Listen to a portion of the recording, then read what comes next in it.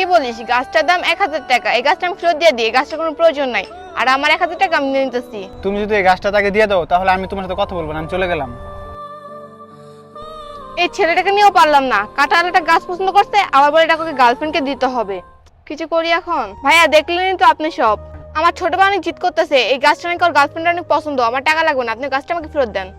আর আপু আপনি সব কি বলতেছেন? আপনি কি পাগল হয়ে গেছেন? আপনার ছোট ভাই তো বোকা। ও তো কিছু বোঝে না, আপনি তো সবই বুঝেন। আপনাকে আমি 1000 টাকা দিয়ে দিই, আপনি টাকা নিয়ে যান। আর সত্যি এই গাছটাতে কাটা আছে। আর আপু সরি, আপনাকে আমি 10টা মিনিট দাঁড়া করে রাখলাম, এতে আপনি মাইন্ড করেন না। আর ভাই দেবে আপু, আপনি যদি এই গাছটা নিয়ে যান, এটার একটা কাঁটা যদি আপনার ভাইয়ের গার্লফ্রেন্ডের হাতে বিন্ধে, তাহলে কিন্তু আমার এই নার্সারি বদনাম হবে। আর আপুটা তার বান্ধবীকে বলবে, তার বান্ধবী তার বান্ধবীকে বলবে। এভাবে সবাই জেনে যাবে যে আমার নার্সারিতে আমি কাঁটাওয়ালা ফুল বিক্রি করি।